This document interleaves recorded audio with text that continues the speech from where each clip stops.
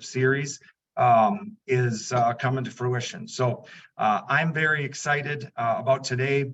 I believe now more than ever that leadership and culture corresponds directly with an organization's success. So today I'm going to be as much a participant as I am a facilitator.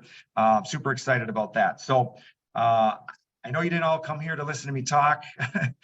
If you did, you were misled. We are here mainly to listen to Adam's presentation. I'm going to be sitting back as the facilitator, but we do have a few administrative things I want to cover. The first thing is in the Q&A box, you will see a link to register for the remaining 6 parts of this series. Those of you that pre-register will be entered into a drawing for a tabletop grill, which Adam will pull up the fancy picture of right now. So speaking of skipping August and the great summer months up at the lake and the cabin and all that, what better thing to have than a tabletop grill here? So again, you sign up for the 6 additional parts of the series, you'll get entered into the drawing for that. So I think today, the important thing to think about is this, is, you know, if the content today strikes a chord with you, or if you have even one takeaway, or if it inspires you to continue your growth as a leader, then I would please recommend that you sign up for the 6 remaining parts of the series. We would love to have you join us. So another administrative thing is during the presentation, you can post your questions into the Q&A box. I will be keeping an eye on that, despite my camera being off while Adam's presenting, but I'll be watching that closely. As the opportunity presents itself during the presentation, I will pop my camera back on. That'll be Adam's cue that I've got a question ready. We'll pose it to Adam, we'll get it answered. If we don't get to it in the presentation, we will address it at the end, which will be basically an open forum Q&A session for the last 30 minutes. So if you're able to, please stick around for the Q&A after that. So without further ado, I'd like to introduce our presenter, the one and only Adam Carroll. Maybe that's a little dramatic, Adam, but I like to hype you up a little bit. So Adam's with us today, and he's going to be with us for the entire leadership series. Adam is the founder of Renzo Experience, a leadership development and consulting firm based out of the Midwest. Adam's worked with thousands of leaders to create clarity and alignment within their organizations. He is a 2-time TED-Talk speaker. One of his talks surpassed 6 million views on YouTube. 6 million. I know if I posted a video and got a couple of friends and maybe a couple family members to view it, I'd be pretty excited. So 6 million is pretty impressive. We could probably put the link up to that as well. They can check that out after the presentation. So very, very excited to have Adam here with us today. I think you guys are, all of you are going to enjoy his presentation. So we're excited. Adam, I'll let you take it away from here. Brad, thanks so much. I appreciate you saying the one and only, though I will tell you, I've looked on Facebook and Instagram. There are thousands of Adam Carrolls out there. So unfortunately, I would like to think I'm the one and only, but there are a lot of us. I had this idea. This is a totally not relevant to our topic today, but I had this great TV show idea. It was going to be called You Don't Know Me from Adam. And I was going to go live the life of other Adam Carrolls all around the country just for a day. There's a singer-songwriter in Austin, Texas. There's a Formula One race car driver in Ireland. I thought it'd be a great show. So stay tuned for that. For now, I'm going to be doing this show right with you guys. Awesome. I really appreciate the opportunity to be with you all. This, as Brad mentioned, is session 1 of a 6-part series. And what I will tell you is that all of the sessions could be standalone, but they really do build upon one another. So what I'll talk about today, next month, I will be building upon. So each of these sessions, if you can carve it out in your schedule, is going to be super valuable to your experience as a leader and your team's experience of you as a leader over the next several months. Part of the reason that I bring this up is we've got a little bit of turbulence ahead. And in December, we did a webinar around how do you lead in the face of turbulence. And the challenge with turbulence is it creates cloudy skies. And so there are a number of people on your team that they're unclear about what the future looks like. And as a leader, I even saw it in the chat box or the Q&A box that, creating a cohesive and intentional vision is one of the challenges. That's one of the headwinds going into the future. So you may have heard Brad mention some of the other topics, creating expectations that your team can get excited about, building a strong team foundation. All of these things we're going to talk through over the next 5 sessions after this one, and all of them do build upon this. You'll notice at the bottom of this title slide, the koniknetwork.com domain/leadership series. This is where you can register for all 6 sessions. And again, the prize at hand here is this beautiful tabletop grill. Who doesn't want this at the lake home or on the boat or tailgating? I mean, we could find a number of uses for this. So if you go to the domain at the bottom of the page and register here, you'll be able to get signed up for that, the chance to win that tabletop grill. By the way, I know, and I'm getting some feedback in the Q&A box, that only the host and panelists can see questions. So one of the things we will do is we will make sure to enable chat for our next session so that we can post links and you can click through those. Any links that I mentioned today, any book recommendations, will all be sent out after the fact in an email. And I'll just do a quick summary email that will be sent out to everyone who has registered for the webinar itself. So with that, let's dive into this a little bit. I want to first share a quick story before we dive into the aligned leader and what the aligned leader is. I had an experience several years ago to coach my son, who was 7 years old at the time, his soccer team. And I don't know if any of you have had the opportunity to coach youth athletics before, but I certainly came in with a different expectation than maybe what the kids that were on my team had. I came in thinking, we're going to win this season and we're going to have all these great games where we really trounce the competition. You know, as a dad, and as the father of a son playing on the team, I really wanted him to thrive and for the team to play cohesively. And what I didn't realize, maybe because I had blacked it all out from when I was in youth soccer, is that at 7 years old, they play pack ball. They swarm the ball. They're all having fun. It is less about winning and it is more about what is the snack at halftime or after the end of the game. That's what they're after. And what I realized in the midst of all of that was that, and this is probably an extreme example on the opposite side of what we're looking for in our teams, but when I was coaching youth soccer, there was no clarity, there was no alignment, and there was really no purpose other than the snack after the game. The clarity itself that I was seeking was, that is our goal over there. You should be running that way. And the alignment was, all of us together should be running that way. The purpose for them, again, is snack and having fun, pure and simple. So here is what a great leader of mine once told me. He said that the 3 fundamental responsibilities of leaders. So each of you, if you are leading a team or if you are trying to manage up the chain, the responsibilities of a leader are as follows. Number 1 is they craft a vision. And we're going to talk about this today. It's a little bit more challenging to do in an environment where there's a lot of unknowns. Though I will say that over the last couple of years, there have been far more unknowns than there are as we look to the future today. So we're at a point where there are some unknowns, but it's not like we haven't been in these kind of situations before. So fundamental responsibility number 1, they craft a vision. Fundamental responsibility number 2, they build alignment with their team. And I'll talk a little more extensively about this today. But when we talk about building alignment, it's making sure that everyone's on the same bus going in the same direction. And last but not least, at a very high level, great leaders, their fundamental responsibility is to champion execution. And many of you have probably worked with a leader who is all about the task, all about getting it done. The focus is on the end goal, and they're diligent and disciplined about driving to that.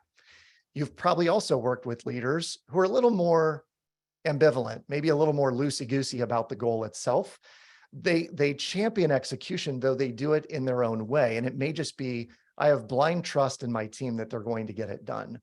And sometimes they do, and sometimes they don't.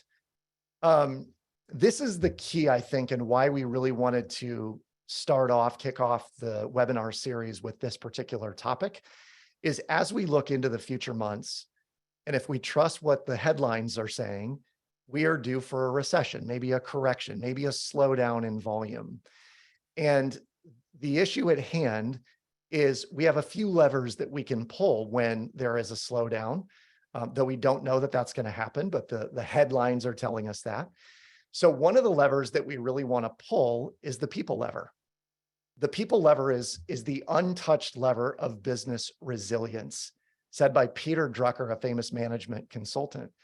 And when Drucker said the people lever is the untouched lever of business resilience, what he was saying was that when times get tough, one of the things we often forget to do is actually double down on the people within our organization, because they have tremendous skills and abilities that we can begin to leverage to get us through the difficult times. So we're going to talk today about the 3 key factors to pull the people lever. And when you pull that people lever, what you'll find is that you'll actually get greater results, more creativity, more fun as a team, more cohesiveness, and actually your team will be able to get more done in less time. But we really have to pull this people lever. All right. So I like to use this analogy when I'm consulting with companies and we're talking about how do you create those 3 key factors that I mentioned in slide 1. Now, I mentioned as a soccer coach, there was no clarity, no alignment, and no purpose other than the snack after the game. I like to bring these 3 into focus: clarity, alignment, and purpose, which are the 3 key factors for you, in this way. I love to give the analogy that we're all on a bus. And when I'm working with a team, what I like to tell them is this bus is going to San Diego.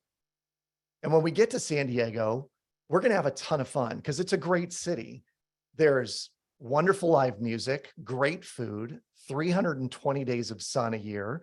It's got a beautiful coastline, lots of things to do. And just know that when we get there, we are going to have a ton of fun.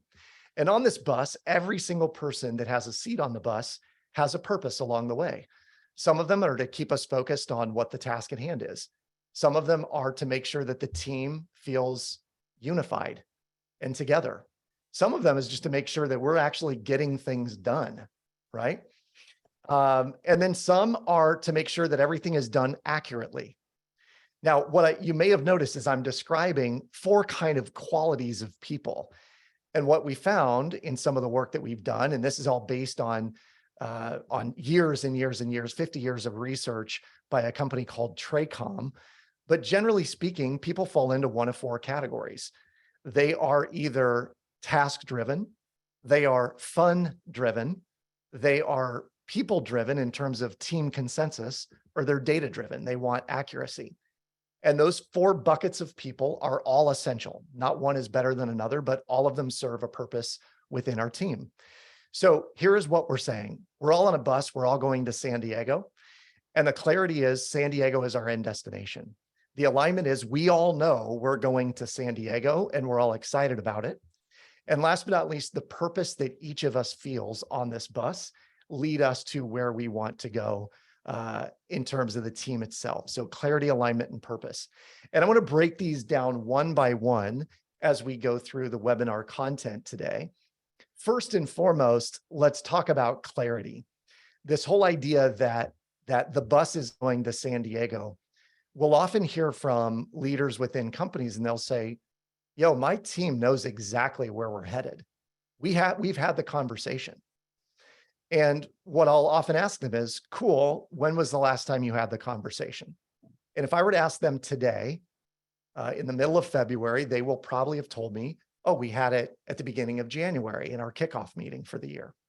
You know, we rolled out our strategic plan. Everyone knows exactly what's expected of them. And we're all on track to do what we need to do this year. And I'm like, cool. So if I pulled your 10 team members aside and I asked them, what is the end goal for this year? And how are we getting there? They would all be able to tell me exactly what you have in mind. And the leaders are like, well, I'd like to think so. So here's the quote that I'm often fond of sharing with people. The single biggest problem in communication or with communication is the illusion that it's taken place, said by George Bernard Shaw. In companies today, what often happens is decisions are made on high, they're pushed down through the ranks, but it gets stopped somewhere. And it gets stopped somewhere because many leaders feel like they've communicated to their team effectively, but their team's like, I'm in the dark here. I have no idea where we're headed. And I don't know about if any of you have ever felt this way. You can say, that's me at your desk if you want to say that. But most people, when we're working with them within a company, they'll say, yeah, that's me. From time to time, I don't know exactly where we're headed or what the priority is. I don't know that we're going to San Diego, as an example. Okay. So the single biggest problem in communication is the illusion that it's taken place. Now, there are many leaders who will say, no, I know that I communicate it and I communicate it on a fairly regular basis. So I'm very clear about what's expected. But I go back to early 2020. Some of you may remember the chatter about 2020 vision. I think every single company out there had listed their 2020 vision. And we're all very excited about 2020 vision because of the inherent pun that is there with our vision, right? We want to have 2020 eyesight, 2020 vision. So on the left-hand side of the screen is a picture of the Golden Gate Bridge and Sausalito behind it. And this was taken by a photographer in January or February of 2020. And then what happened was March came. And in March of 2020, the wheels effectively fell off of society, as you all probably remember. Hundreds of millions of people like that had to work from home. And all of a sudden, things got very murky. There was a lot of uncertainty in the system. You might remember that late 2020, we had all been working from home for a period of time. COVID was making its way through society. There were lots of unknowns, lots of uncertainties. And coincidentally, in September and October, maybe even November of 2020, the wildfires were raging in California. And because of the wildfires, there was soot, there was smoke in the air, and it was all sort of being caught up in the mountain range and being pushed back towards the Bay Area. And so the same photographer took a similar picture, and you could barely see the Golden Gate Bridge, and you could barely see Sausalito. You could not see Sausalito behind it. This is a great metaphor for what happens in business. In January, we have crystal clear ideas of where we're headed. February, March, April, May, June, July comes along, and by August, September, and October, it's very, very cloudy about where we're headed. Now, down below where you see early 2020 and late 2020, we could put in there when Jim was manager and when Nancy was manager. We could put in there before decentralization and after decentralization. We could put it pre-software launch and post-software launch. And every single thing, every initiative that your company is right now installing is creating a level of uncertainty and lack of clarity for your team that looks more like the right side of the photo and less like the left side of the photo. And so whether you know it or not, there are members of your team that are looking through the right lens, not the left, at everything that's going on in the company. And I might also mention that part of the reason they're looking at it that way is whatever's going on at home. And as leaders, one of the things that we actually have to do and be really good at is spotting when someone is not being their usual selves as it relates to getting work done or how they handle stress, and be aware of the fact that some of this may be home related and calling it out and just saying, hey, is there additional things in your environment that are causing your work to suffer? Is it causing a lack of clarity about how you're going to get work done? So we'll talk about all of these things as we go, but ultimately this is what it looks like. In January, we set the vision for the future, right? It's this arrow that we're all following. And in January, February, and March, most people are pretty dang clear about where we're headed. And then spring break hits. I don't know why, but every year around March or April timeframe, people go on vacation for spring break. They have a ton of fun. It might be the Mai Tais or the sunscreen or whatever it is. But what happens is then we forget exactly what it was. We kind of know, we have a sense of where we're headed. And that takes us into April, May, and June. And then summer comes. And maybe we take a summer vacation. We're away for a week or more. And then what happens, we start to pause when we get back. We're like, I think this is where we're headed, but let me get back to you on that because I don't know for sure. And I better check with my leader. And that's August, September, July, August, and September. October, November, and December, most people are stepping back going, I'm just not exactly sure what the goal was initially anyway. So I'm just kind of stuck. And while this is a very simple diagram, typically for most people, it articulates what's happening in business. In January, we set a very defined goal. We go through Q1, Q2 gets a little murky, Q3 murkier, Q4, we begin questioning and we need to get back to a strategic planning meeting to figure out where we need to go from here. Now, here is a little subtext. This is also happening within your family. So most families, and I'm painting with a very broad brush, but most families don't do a great job of painting a vision for the year. They don't do a great job of painting a vision for the semester or the quarter or the month, or sometimes the week, or sometimes the day. And your kids, they may need that level of direction or guidance or clarity about what this next week is going to look like, or what the next month or quarter or semester is going to look like. Here's a little secret. At the beginning of every vacation, prior to the vacation starting, we have a clarity and alignment meeting. And this clarity and alignment meeting with my family goes something like this. Hey, we're all going on this vacation. I want to be very clear what the expectations are around the vacation, both yours and mine. And I want to make sure we're all on the same page. That's alignment. And purposefully, I want to know, what do you want to get out of this vacation? So we all set what the end goal is up front before we ever take it. You can do the exact same thing with your family. You can do it with your team.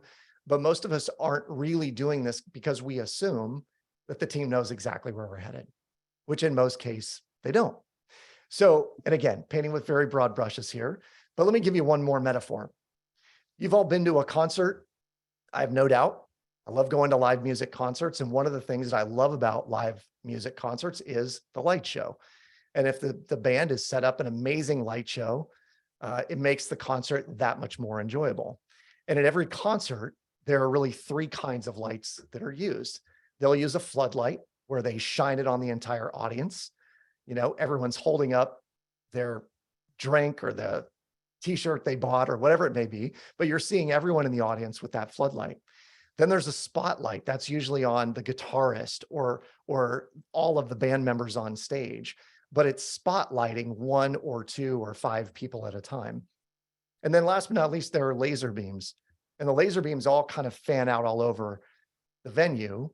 And typically you can see the laser hit individual people one at a time. Or if it's up on stage, it's a single beam of light going out from the stage. This is how I like to think of your focus or your team's focus on activities. When things are really good, when there's no uncertainty in the environment, you can use a floodlight. You can say, hey, this year, this is what we're going to accomplish. And when you shine a floodlight on the sales goal or the production goal or the number of projects that we're going to undertake, most people can look back and go, okay, cool. We're going to do 25 huge projects this year. Got it. Then what happens is when things get a little murky in the environment, right? The right side of that shot of the Golden Gate Bridge, then we need to use a spotlight.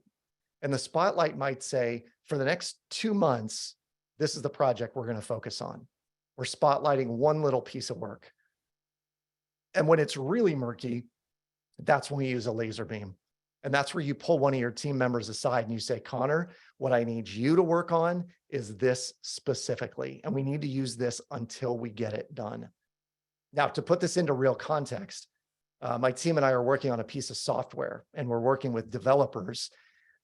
We have a US-based team and an India-based team. And what we have gleaned is that the India-based team really wants to do right by us. They want to provide great service. They want to impress us. They really want to wow us with the work they're doing.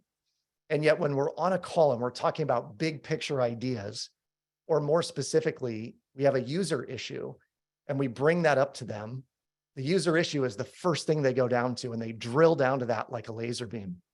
And they want to work on that one thing. And what we often tell them is, okay, hold on, time out. We need to get back to the floodlight or the spotlight. These are the core things we're working on right now. That can take a side, a side seat. That's in the back seat of the bus, right? It's on the backlog. So your team members and you as a leader will have to ascertain this. Do they need a floodlight? Do they need a spotlight? Or do they need a laser beam? And based on how much commotion they have in their environment, whether that's their environment at work or their environment at home, that will determine what they need from you in terms of that focus. Okay. So here's how we create clarity with our team. The first thing that we must do, and I'm saying must do with our team, is create individual clarity with every member. And what this looks like are things like focus areas. What are the areas you personally are focusing on right now? And some of you may be asking, when do I have this conversation? The answer is, this may be a weekly conversation. It may be a monthly, it may be bi-monthly. It really depends on your team member. But the individual clarity looks like focus areas. It looks like what experiences do they desire? So you're going to ask your team member, hey, is there anything that you would like to attend this year? Do you want to go to a conference? Do you want to be part of a volunteer program? Do you want to mentor within the company? What is it you want to experience this year? We need to talk to them about growth. What do you want to learn? What are the classes or certifications you want to take? And how can I help support you in that? How do they want to contribute to the team? We've had people in sessions before that have said, I consider myself to be a great problem solver, and no one comes to ask me to help solve their problems. And I just wish I could contribute more that way. Are you finding out what does your team want to do in terms of contribution? And last but not least is purpose. And we're going to talk about this a little bit more in sort of the third piece of this today. But your team needs to feel like what they do is purposeful. So one of the questions I want to pose to you all as leaders is this: are you clear? Is there clarity for you on what your team individuals need, right, from the job that they're in? Are you clear on that? And I noticed in the chat box, one of the things that people said in the Q&A, that a piece of headwind is employee retention. One of the areas of headwind in the upcoming environment is employee retention. And I mentioned this to Brad right before we got started, but I was having coffee with a Gen Z friend of mine this morning after a workout. And I said, I'm curious, in your company, how many folks your age are there? And he said, this is a 26, 27-year-old guy. And he said, there's probably half a dozen to 10 of us in my department. And I said, have you felt like you have area for growth? Do you feel like you have a command of your growth trajectory at the company? And flat out, he said, I have not had a one-on-one in 3 years. Have had no developmental meetings. No one's asked me what I want to experience, where I want to grow, how I contribute. He said, candidly, I know I'm going to hit my sales quota without even breaking a sweat. And it sort of disincentivizes me to do anymore. So my question to y'all is this: are you clear on what your individual team needs are? And if you're not clear, pull them aside, have that conversation with them. It will absolutely create a deposit in their emotional bank account. Okay. Secondly, there needs to be organizational and departmental clarity. And this looks like a number of different things. Does your team or department know the direction? What are the goals? And this goes back to, this bus is going to San Diego, right? In the case of my developer friends, hey, our goal is to make sure we have a functional operational software where the only errors we have are user input errors. That's it. That's our goal. That is San Diego. We need to be very clear about expectations. Expectations are one of those things that are often there, but they're not really talked about. And I'll share more about that in a moment. Is there departmental clarity about relationships? How are we all to get along? What is the value that we set in being a team versus being a department? And this is a really fine distinction that we're going to get into in a future session in the webinar series. But do you all know that there is a difference between a department and a team? A department is just a group of people that exist, right, to do some particular task. A team is a group of people that work cohesively together, and they all know each other's strengths and abilities, and they leverage those accordingly to get the most work done in the most efficient manner. That's how a team operates. So the difference today, maybe from 2 years ago, is there were a lot of departments that were all online. And those departments were working together disparately at home. They were working remotely in many cases, but they weren't a team, because the team actually needs cohesiveness. They need to come together as a group. You need to have social outings and happy hours and those kinds of things to make sure that people get to know one another. So I challenge you on this. If there is a lack of clarity in your team, is there a lack of clarity because there is no team? Are you doing enough with your team to come together, to stay connected, to share little bits and tidbits about your life and the work you're doing? And last but not least, is there clarity around rules of engagement? And the rules of engagement very specifically are things like, how do we handle conflict, right? We're going to talk about that in a future session as well. And that future session is all about the difficult conversation framework. I want to make it super easy for all of you to have that difficult conversation.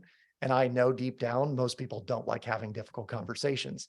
The reason for it is because you have no framework to go from.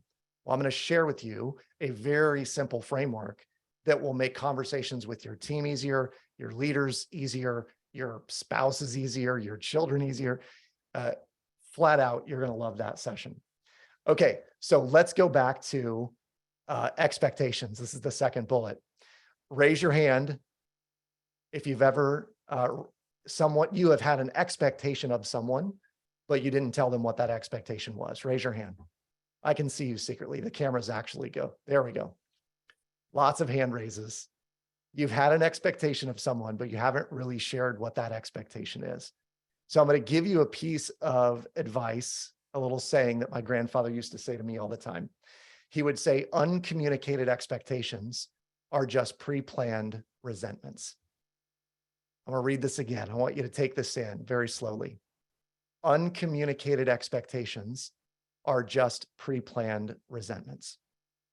So what that means is, anytime you have an uncommunicated expectation of someone else, so you have an expectation, you haven't told them what it is, and they don't do it, you have pre-planned the feelings that you have for that person already, whether you know it or not. And I'll give you a real life example. If I left the house, when I leave the house this afternoon, if I assume that my boys who are at home today, because there is no school, because there's allegedly 6 inches of snow coming in Iowa today, but if I assume that my boys will empty a clean dishwasher and I don't tell them to do it, I don't tell them that is my expectation of them, then I will automatically resent or pre-plan the resentment of them later on today. So as a team lead, one of the things we have to get really good about is clarifying our expectations of our team and making sure that we know what's expected of us and they know what's expected of them. It's a very much a two-way street. And so one of the questions for you as a leader that you can ask your team is, what do you think my expectations of you are? And what are your expectations of me as a leader? And when we're super clear on that, if I said to Brad, as an example, Brad, I want you to tell me point blank what I'm doing wrong on a daily basis or a weekly basis. Just give me the high and low. What could I be doing better? And what have I done really well? At the end of the week, if you just give me those 2 points, I'll continually improve week after week after week. And Brad knows that he can give me a low point and do it authentically. He's going to give it to me, and I'm going to be better about improving that low point. So does your team know what's expected?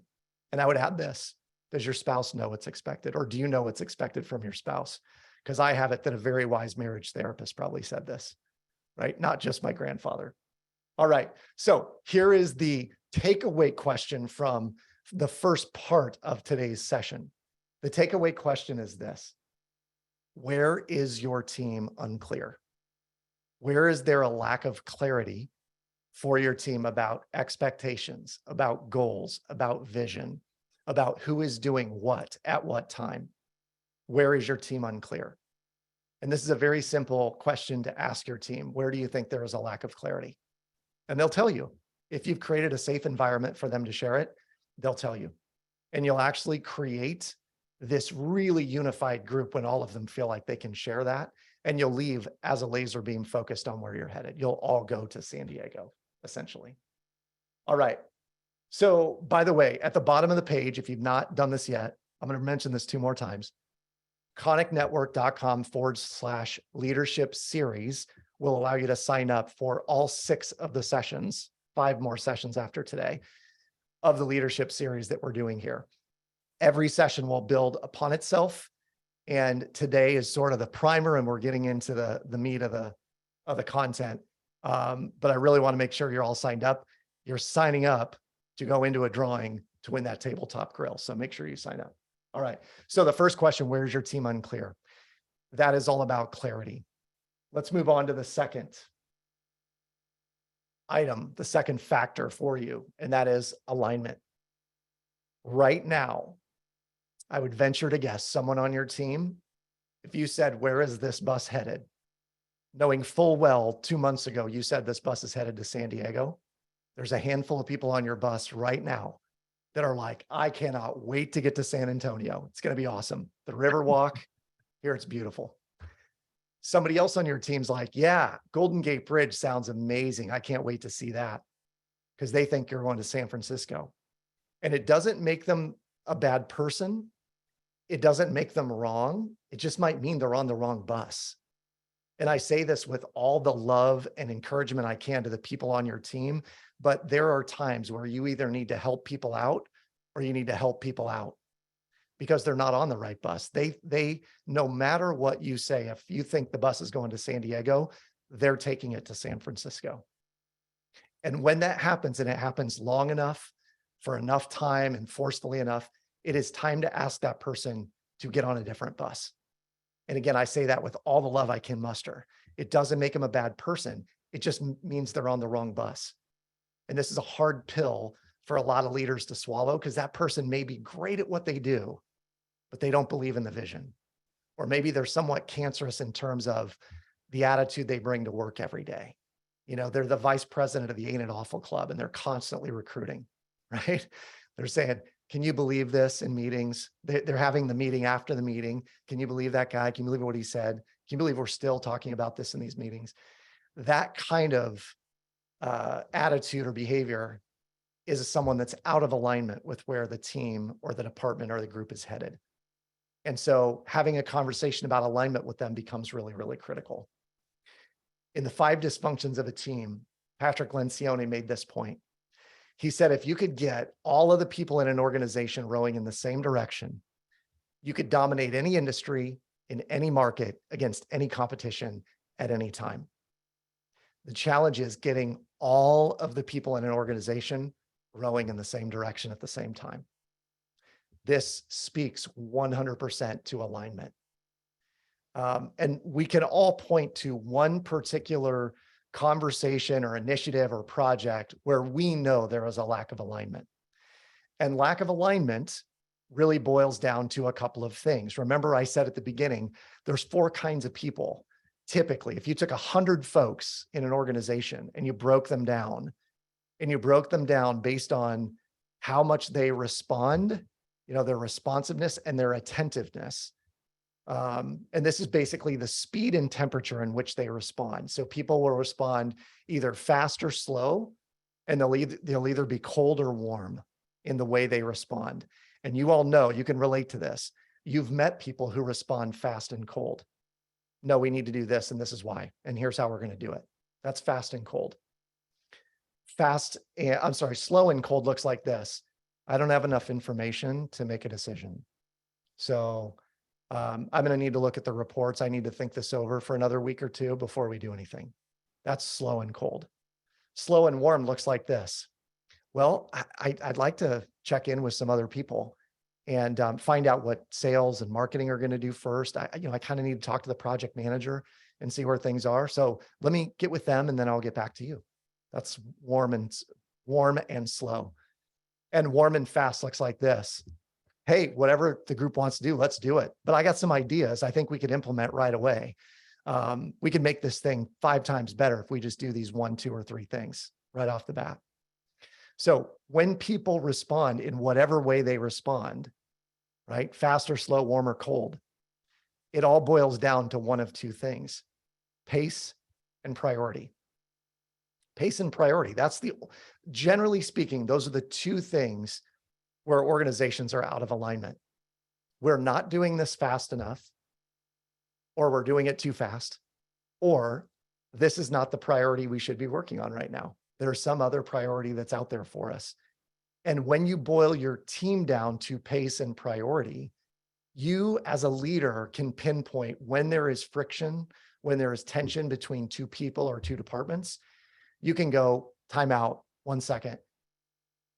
Let's talk pace and let's talk priority. Because what I'm hearing is this group saying it's not being done fast enough. And this group is saying what they want done is not the priority. So let's get aligned on what our pace and our priority are. Now, here's what I'll tell you. In every company in which I've worked for or worked with, what we will tell leaders is we want you to have a clarity and alignment meeting on a regular basis.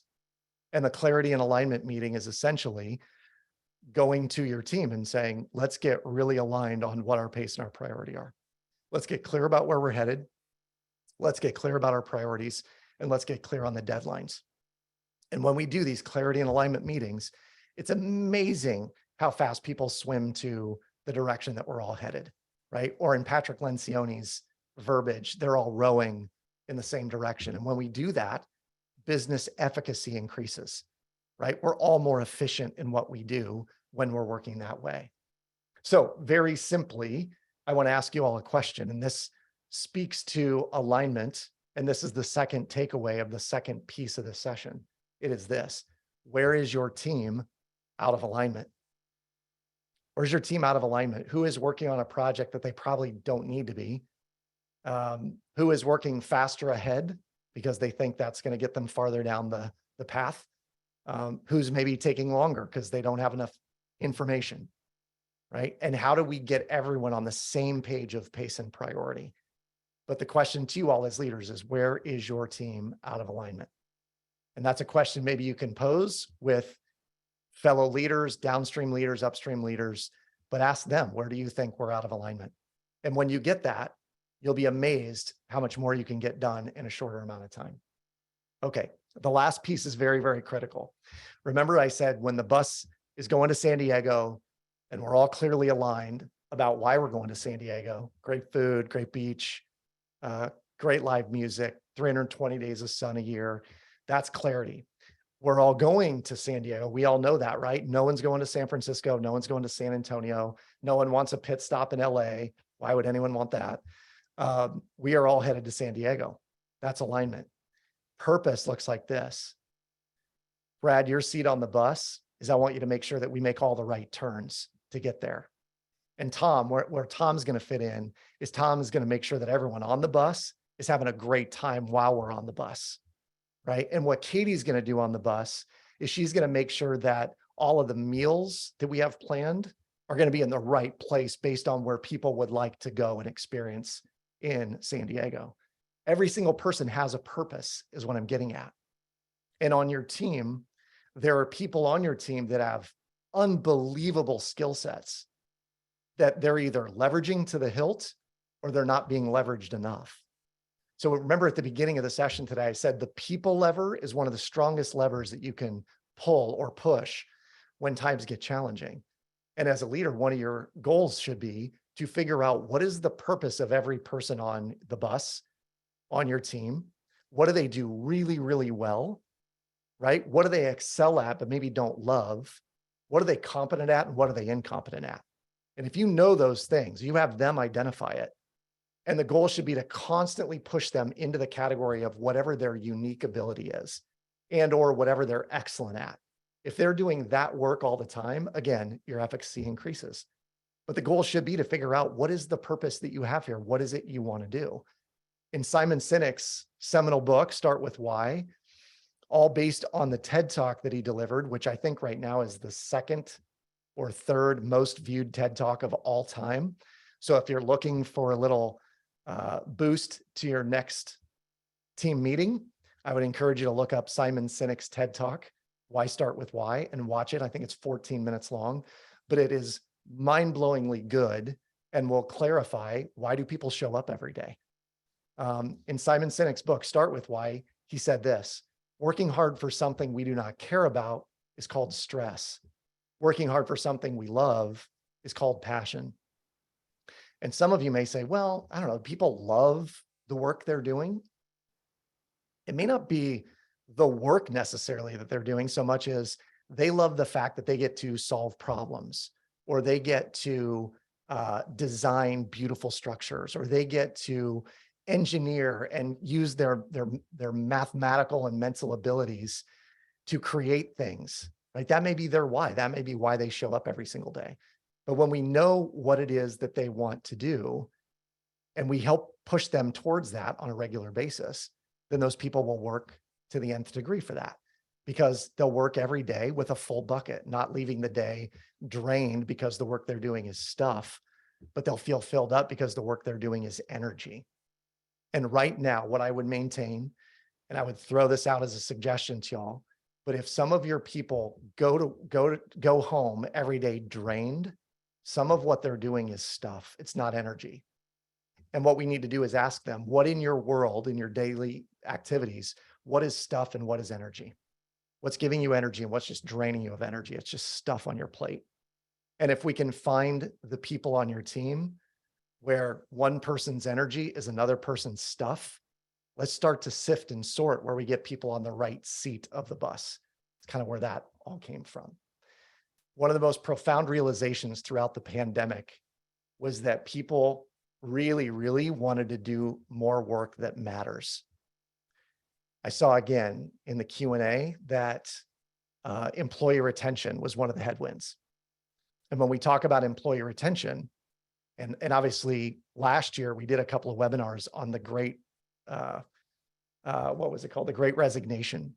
And it was all these folks that were resigning en masse. They were mid-level and upper managers. They'd been there forever. Now we have quiet quitting. I think that's still a thing. When we have these in place, what's happening is people are like, I'm just not doing work that matters. And I want to be doing more of that. I need to feel like I'm fulfilled in the work that I'm doing on a day-to-day basis. So how do we help our teams create more of that?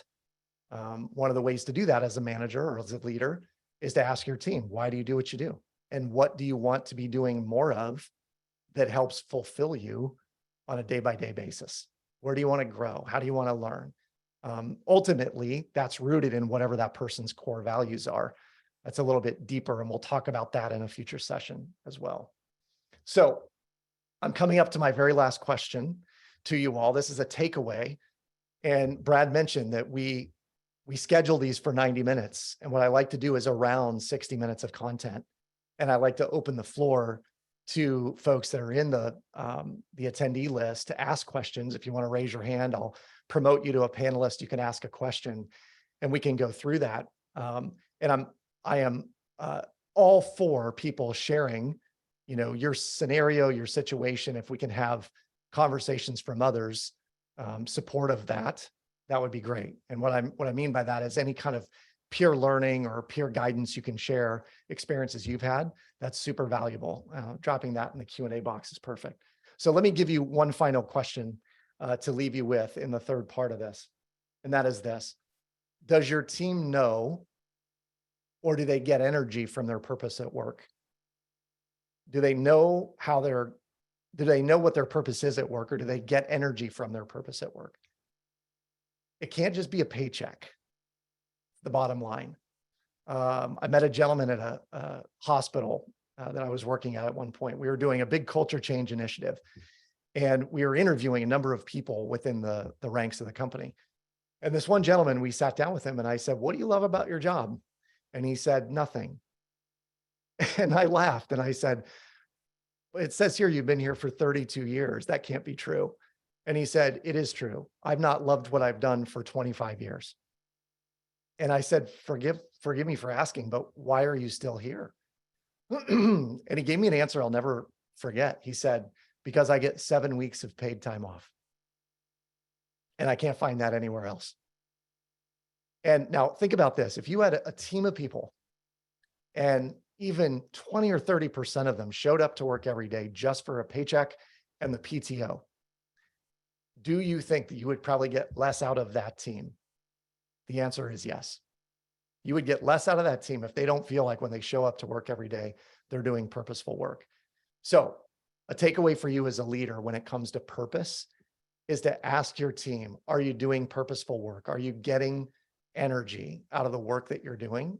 And if not, how can we help steer you towards more of that? What would you like to be working on?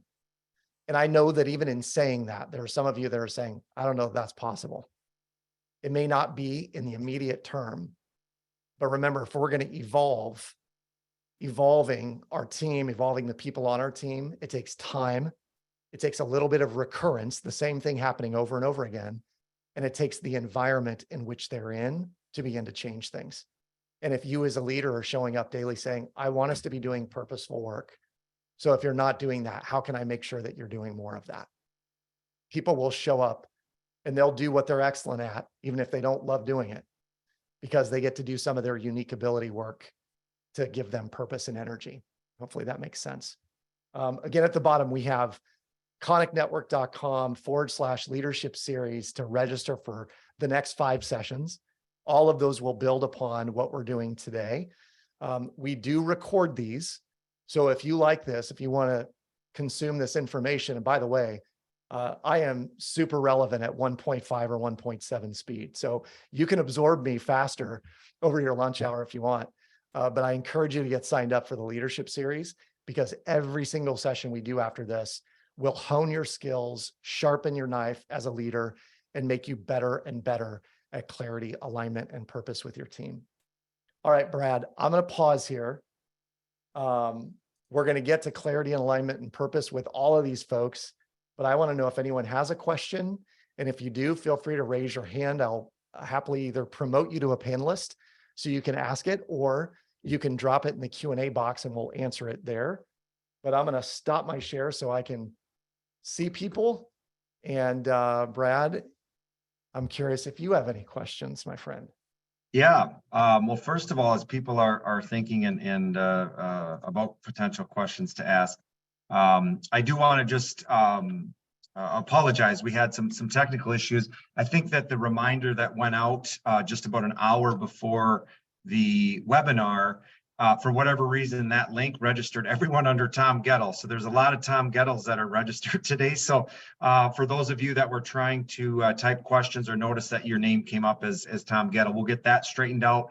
We'll get the chat, the chat box or question Q&A box. That issue, I think it is resolved now. I think everyone should have access and be able to see all the questions. But either way, we'll make sure to get out follow-up emails with a copy of a recording of this session, and also a link to register. Well, one slight correction, Adam, you referenced 5 additional. We've got 6 additional parts after today. We'd love to have as many of you back as possible. I know that my experience with these sessions they are very thought-provoking. I have a number of different takeaways.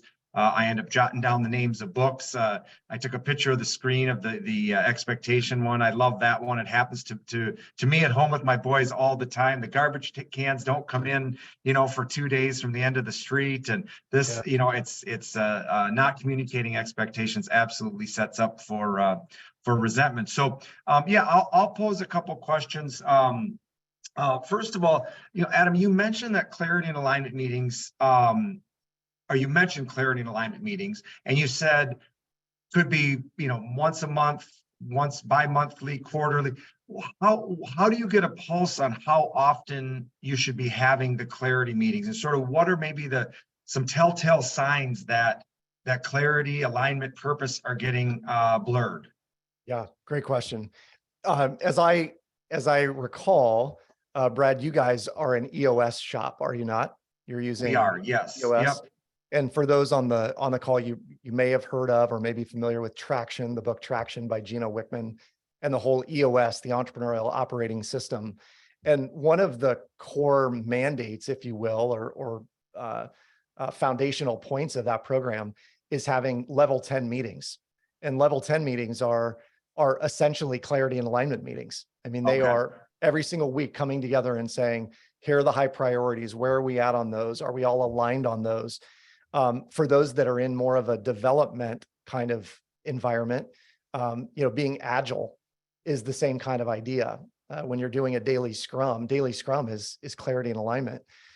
Where most companies fall down is they'll do a project meeting, but there's no real set agenda. There is no cadence to the meeting. So it's like, are we all clear on this? No, we should probably get together and talk about it because this project has gone off the rails. In agile language, it's yellow or it's red light, on the stories that people are working on. In a level 10, it's someone not achieving their rock, right? When we put a big rock in place, the rocks Okay. are meant to be achieved. So how do we know? We know because people are missing deadlines. We're going over budget. We're doing things that are not within the metrics or the KPIs of whatever we've set for our team. And candidly, sometimes it's a misunderstanding. Quite often, and the work that I do a lot of times it revolves around soft skills and communication and leadership and things like that. It's when there's friction between two people or between two departments when I go, you need a clarity and alignment meeting, because they're seeing things one way and they're seeing things one way, and the two will never meet in the middle until we sit down and talk through it. And essentially, this goes back to the 5 dysfunctions of a team, but it's the ability to have productive conflict. And Sure. clarity and alignment quite often is almost like blowing the whistle and saying, time out, team, come over here. The goal is that way.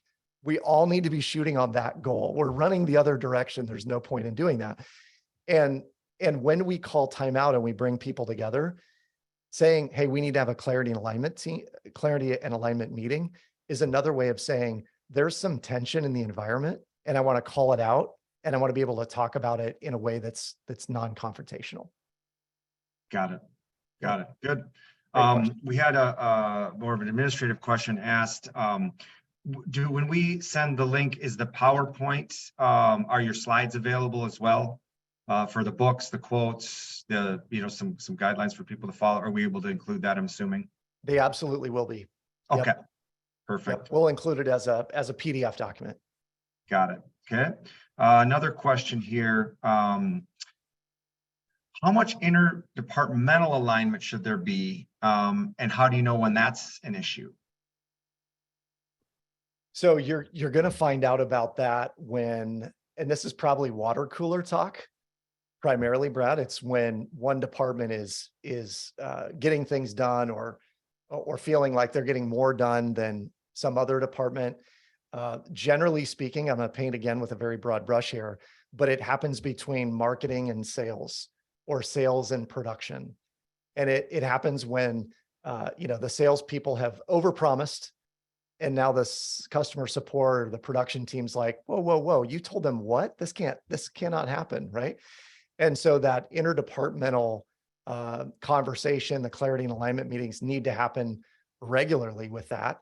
In the construction world, and I have a couple of clients who do development and construction projects, it starts with a handoff meeting, right? And that handoff meeting is critical. But what I often find is that there'll be a handoff meeting and then there are no subsequent connections. PM might show up on the site from time to time and talk with people, but they don't get back together as a group, except for when there's some massive fallout. And that's one of the strategies, again, going back to level 10 and traction and agile. How do we get together on a regular basis and just touch base and make sure we're clear and aligned? But it's generally going to happen when there's just a little bit of tension. And from a leadership perspective, one of the most profound things you can do is say, I'm calling everybody together. We're having a clarity alignment meeting. It'll take 15 minutes. I want to make sure we're all squared up. And setting a timetable to it and having an agenda is critical there. But it allows everyone to say their piece and create clarity of expectations. And, everyone puts their hand in the middle and says, go team, and we all go and do what we do. Yep. Well, here's a challenging one that was posted. Basically, I'll kind of summarize here. It's an individual that technically is not in a management position. But they feel like when they sit down with their manager, they're kind of just getting lip service. Oh, how can I, how can we help? How are things going? But it's just, they feel like it's an illusion of communication that has happened, not really asking and digging into it. And it says, the EOS seemed great, but our department was not a team. The manager really let us down. How do I say it? Basically, how would you say to a department head and communicate? Are there some guidelines that you would use? And maybe, to be honest, maybe this comes back to the hard conversation framework that you're going to lay out in the future series. But what are some good keywords an individual could use to talk to their manager to try to my understanding of the question is, let them know that they need more information. They want better communication, better expectations, alignment, et cetera. Yeah. My gut level reaction to that would be that if you pulled the leader aside, or if you and the leader are having a conversation and they're saying, how are you and what's going on? And I want to make sure I support you and all of that, but it doesn't really feel like that's happening, is at the next event where that occurs, to say, so I really love these meetings. I feel like I'm heard. That's super important to me. Just out of curiosity, what can I expect from you on the back end of it? Because this leader may honestly be just going on guidance or feedback from someone or a book or a podcast or somewhere that's like, hey, just ask your team, so then they feel heard, and then that'll be enough. Right. And the reality is that if it's not enough for you, for some people it is, like, I just want to be heard. Okay, cool. But if somebody says, I really want you to do something with this, or I want you to hold me accountable, or I want you to follow up with me every week, then the leader can say, it's not realistic to expect that we're going to spend 30 minutes once a week together. I just have too many planned meetings that's not going to happen. Now, can we, walk 10 or 15 minutes and grab coffee and have sidebar chats throughout the week? Absolutely. But it's all about clarifying the expectation. And I think every direct report should have the ability to go to their leader and say, what can I expect from you?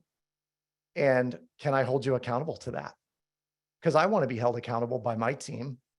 And there are weeks where I do a great job, and other weeks where, my team will say, yeah, you kind of let us down on getting these things done. And I'll say, I apologize. I need to be better about scheduling my time, or clarifying that I need help on getting some of these things done.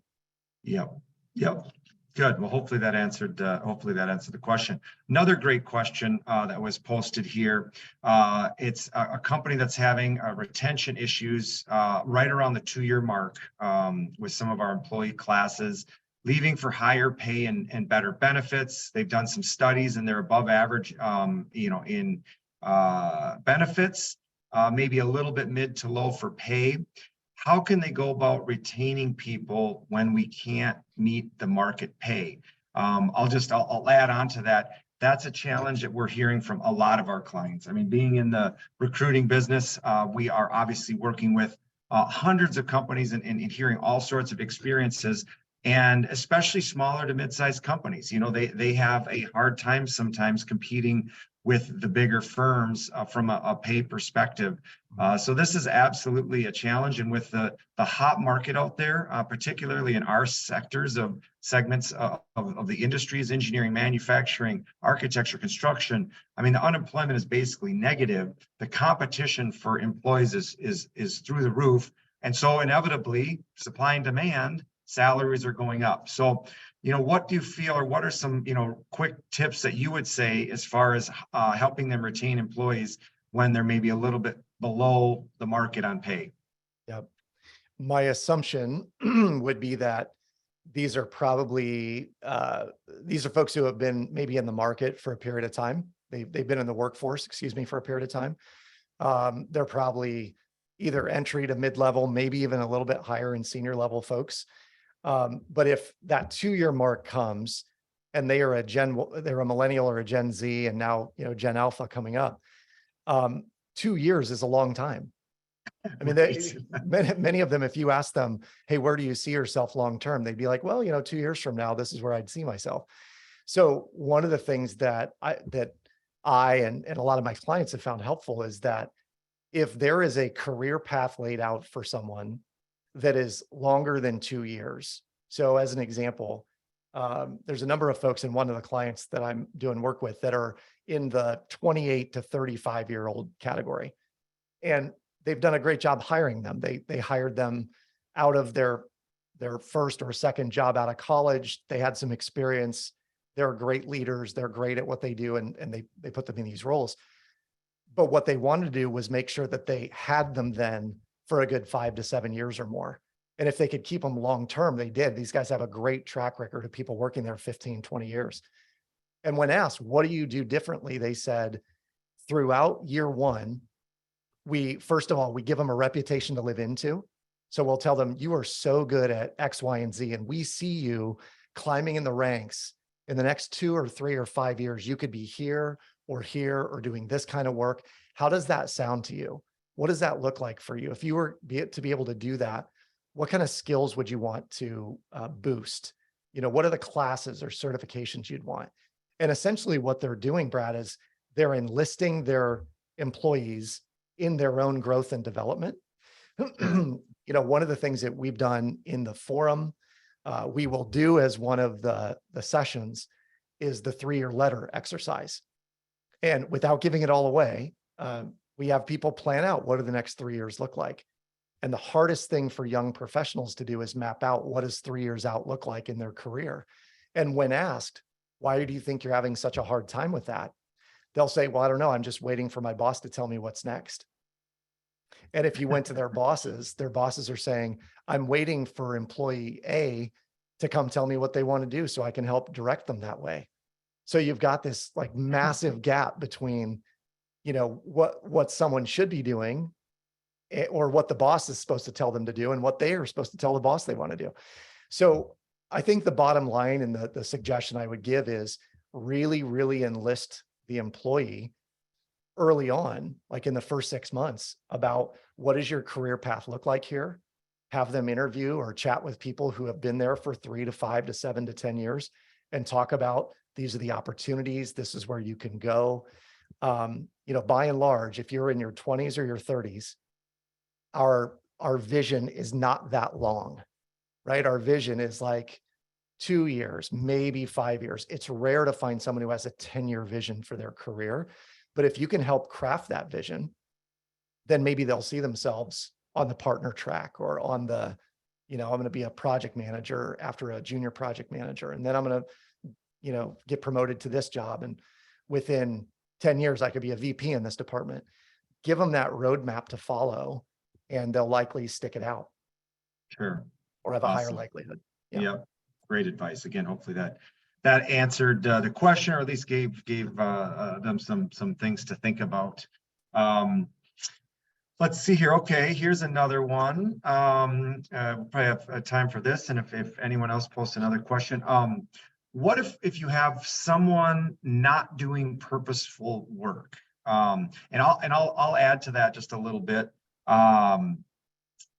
I guess, is it stating the obvious that if they're not doing purposeful work and what they state would be purposeful work isn't an option within your company? Is it just is it a lost cause and it's time to move them, get them off the bus, or what are your thoughts?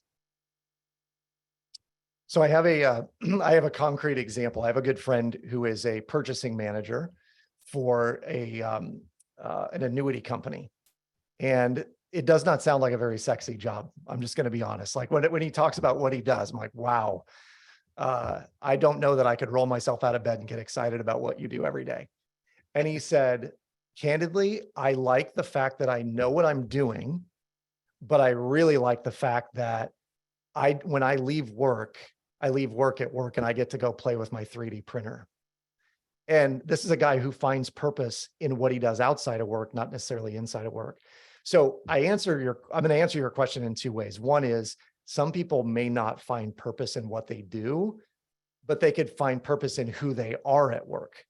So they could be a problem solver. They could be the person that makes sure everyone's having a good day. They could be the cheerleader, if you will. They could be the person that is making sure that the entire team is consulted. They could be just the drill sergeant driver that gets a project done. And so their purpose is to make sure that we're going to cross the finish line. Because in this in this world, we get to the 10-yard line and then no one knows how to get it across the goal line.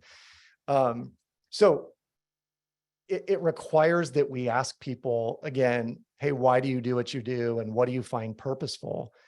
And then this is really important, celebrating them in the moment for what they do. So I was with a group yesterday. It's a development company. They have a home building arm. They do commercial development. They have a construction company. They do a little bit of everything. And one of the exercises I had them do, which I would have you all do with your teams, is I want you to think of every single person on the team, and I want you to identify what is one of their greatest skill sets. Like, what do they just excel at? What are they awesome at? And it could be things like, oh, they're great at customer support. They are amazing with clients. It could be that this person does payroll and they never miss a beat. It is always done expertly. They're a subject matter expert on it. It's phenomenal. And then this is critical. You celebrate them for them doing excellent work when they're doing it. Because that person may go, yeah, I get payroll done every week. It's my job. But they may not realize that every single person in that 300-person company loves the fact that their paychecks arrive on time with the right amount, and the right amount's going to 401k and profit sharing and health benefits and everything else. When they're celebrated for that, they actually may leave with this level of fulfillment. But by and large, and again, this is a broad brush statement, but what we've come to societally is people are like, that's my job. It's just what I do. I get paid to do that. It's no big deal. You do the same. So when we appreciate them, they deflect. And instead, as leaders, what we need to do is say, don't deflect. I want you to really absorb this. You are freaking amazing at what you do when it comes to challenging projects done on time and on budget. You're freaking amazing. And I just want you to feel that from me. And somebody's going to go home and that'll feed them for a week. So we got to do more of that. And that will help people find their purpose at work. Because again, you may not know that, like for you, Brad, you're a steady rudder at work, right? Your purpose is to show up every day and like celebrate people and high five and say, this is where we're headed. And I'm super excited. Everybody's on the bus with me. That may be the purpose. And if you show up and you do that well, that could be enough to fulfill you and drive you every day. Got it. Love it. Love it. Let's see here. What was the TED Talk by Simon Sinek called? It's, I believe it's called Why Start with Why. It was it looks very rudimentary. I think it was done at like a community college or something like that. But if you go to TED.com and you go into the search bar and just type Simon Sinek, he probably now has 3 or 4 TED Talks. It's the earliest one that he did, and the one with the most views. I want to say it's like 60 million views or something like that. Oh, geez. So, wow. Okay. Only 10 times what mine's gotten, Brad. That's all I'm saying. Yeah. Okay. Well, good. Hopefully, that will provide enough direction for the individual to find it out there. Otherwise, we'll track it down. Maybe we can include it in the information that we forward to all of the attendees as well. So, yeah, we've gotten a few thank yous. I don't see any other questions coming in, and we're bumping up against our end time here. So I want to make sure we respect that and everybody's time. Would love any feedback as you get the follow-up emails with the link to register for the remaining 6 parts to this leadership series. As you get the recording, any feedback that you can provide to myself, to Adam, in the format, the presentation, we welcome it, whether it be critical, whether it be positive. It helps us to continue to refine these webinars. Very excited, hoping to see a lot of the same names signing up for the next one in the remaining series. I think it'll be great. I'll check one more time here just to make sure. Yep, I don't see any other questions. So if you want to just maybe give a final few words, Adam, I will again thank everyone for attending today, and look forward to seeing you next month. Yeah, thank you, Brad. My final words are these. This is obviously sort of the general focus of where we head now, more specifically through the following sessions. But clarity, alignment, and purpose are going to be three words you're going to hear me say quite a bit. Your team needs to be clear. They need to feel like they're aligned. They're all on the same team, and they want to do purposeful work. And so if you can help all three of those, you'll find that you'll get more done in less time. Your team will be more effective. They'll work together better, and ultimately just be happier. Again, I mentioned at the very beginning, this is the lever that most businesses don't really pull on, particularly in challenging times. And yet now is when we really need to double down on our people and make sure that they're doing the work that matters to them and they're doing it expertly. I encourage you to sign up, koniknetwork.com/leadership series. The Konik organization has invested some in putting this together. We encourage you to be a part of it. The goal is to make people's lives better through great leadership. We're going to do that through the series. So I encourage you to sign up. And I appreciate immensely everyone being on with me today. And Brad, we'll see everyone next month. Excellent. Thanks, everyone. Have a great day. Thanks so much. Take care.